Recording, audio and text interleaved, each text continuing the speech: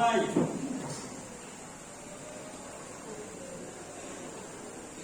Selesai. Selamat pagi. Assalamualaikum. Semangat pagi Indonesia. Salam dan bahagia. Anak-anakku sudah semester 2, kemarin sudah menerima raport, sudah bisa melihat nilai-nilainya di pelajaran pendidikan Pancasila dan Nusantara. Nah, untuk semester 2 ini ada 2 bab 3 dan bab 4. Bab 3 kita belajar tentang Bhinneka Tunggal Ika, dan di bab 4 nanti kita belajar tentang NKRI. Bhinneka Tunggal Ika, kata-kata ini sudah tidak asing lagi bagi sampean semuanya, karena mulai dari SD sudah diajar oleh Bapak Ibu guru di SD tentang kebinekaan.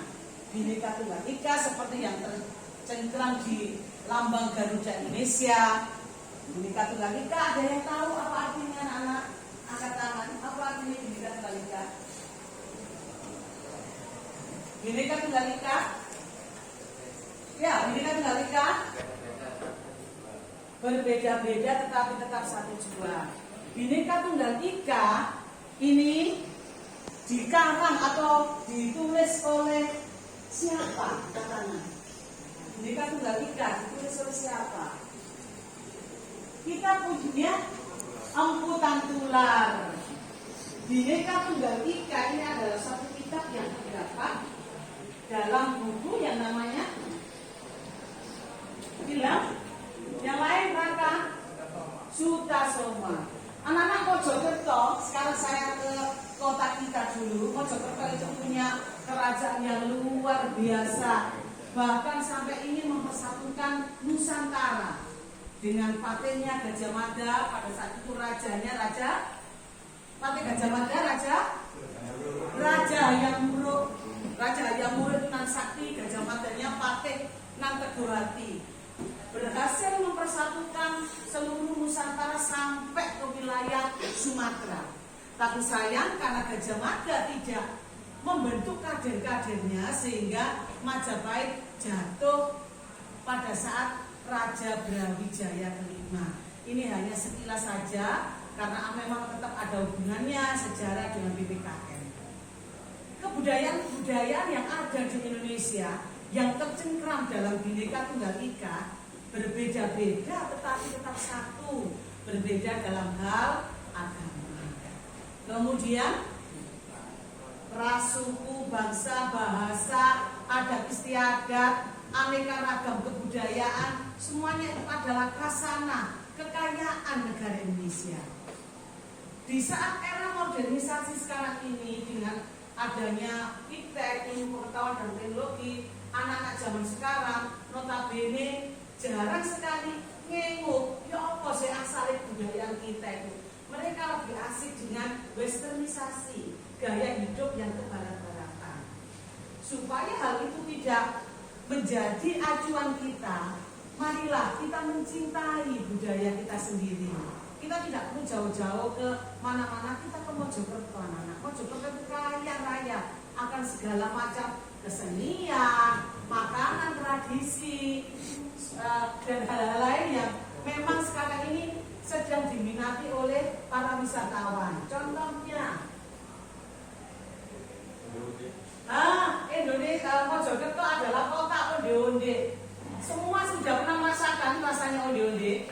Pada saat pawai, terkadang hiasannya atau sepeda ya dihiasi. Di sini ada onde-ondenya besar. Itu yang makanan tradisional kita itu onde-onde. Mojokerto terkenal dengan namanya kota onde-onde sebagai wisata. Kalau misalnya ada pariwisata datang, mereka yang dibawa, ya pasti makanan khas Indonesia onde-onde itu.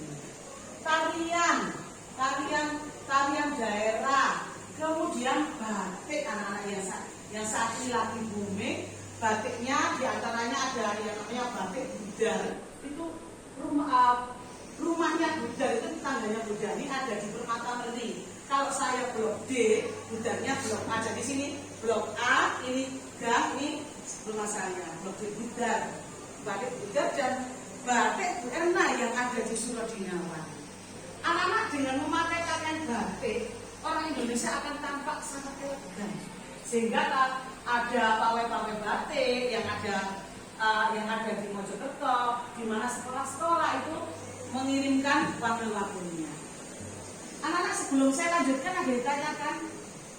Ayo tanya, silakan, ada yang ditanyakan? Anak-anak semua ada yang ditanyakan?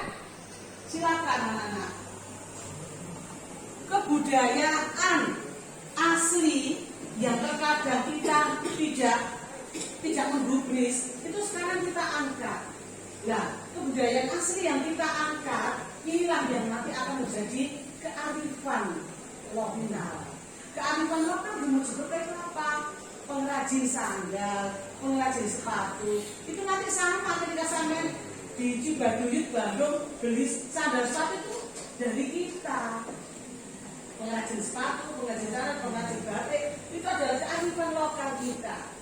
Kearifan lokal yang harus tetap kita pertahankan di dalam era globalisasi seperti sekarang ini. Saya mau siapa yang bertanya? Silakan, ada yang bertanya, anak? Kearifan lokal ini yang membuat salah satu mata pencarian penduduk masyarakat yang ada di Mojokerto menambah income. Selain di Mojokerto ini memang banyak pabrik, terutama yang ada di kabupaten. Di kota, kearifan lokal ini juga ada, misalnya batik, sepatu. Nah, kita punya budaya yang saat ini sering dikunjungi oleh wisatawan lokal, yakni yang ada di Trawulan. Kemarin kalian sudah ke sana melihat, ada sebagian yang lihat, ada sebagian yang di Candi, ada sebagian yang ada di pengrajin. Di Trawulan itu pun ada pengrajin-pengrajin dari logam ya. Ada yang membuat patung, miniatur candi. Terus sampai sendiri sudah ke Candi Bajang Ratu, Candi Beringin Lawang, dan sampai bisa melihat bagaimana takjubnya, bagaimana bisa ya bahkan ini ditutup ditata sedemikian rupa sehingga membentuk sebuah candi. Padahal zaman dulu tidak semodern sekarang. Ini yang membuat kita dengan mengagumi, kita akan mencintai dan akan melestarikan. Silakan anak-anak, ada yang ditanyakan? Ada yang tanyakan?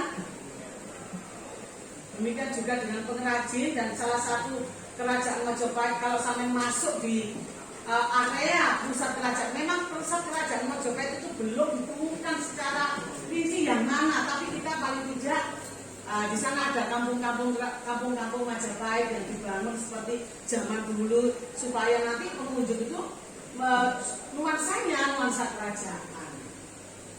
Dan juga makanan-makanan khas kita di sana, di Segaran itu namanya juga itu ceritanya kan kalau ada kerajaan lain misalnya dari luar, kerajaan Cina datang mendayo disuguhi piring dengan piringnya emas atau soalnya itu dibuang. Padahal itu enggak dibuang, enggak hancur, dibuangnya dia masuk ke kolam. Dan itu dipercaya sebagai tempat mandi para putra putri Majapahit. Silakan anak-anak, dengan bangsa yang besar adalah bangsa yang tidak pernah melupakan akar budayanya, akar sejarahnya.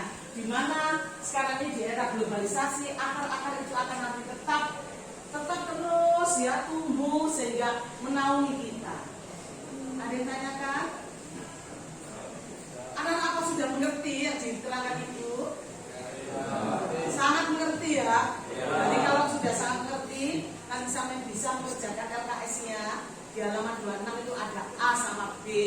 A-nya itu hanya ABC-nya. Kemudian yang B itu hanya 5 soal.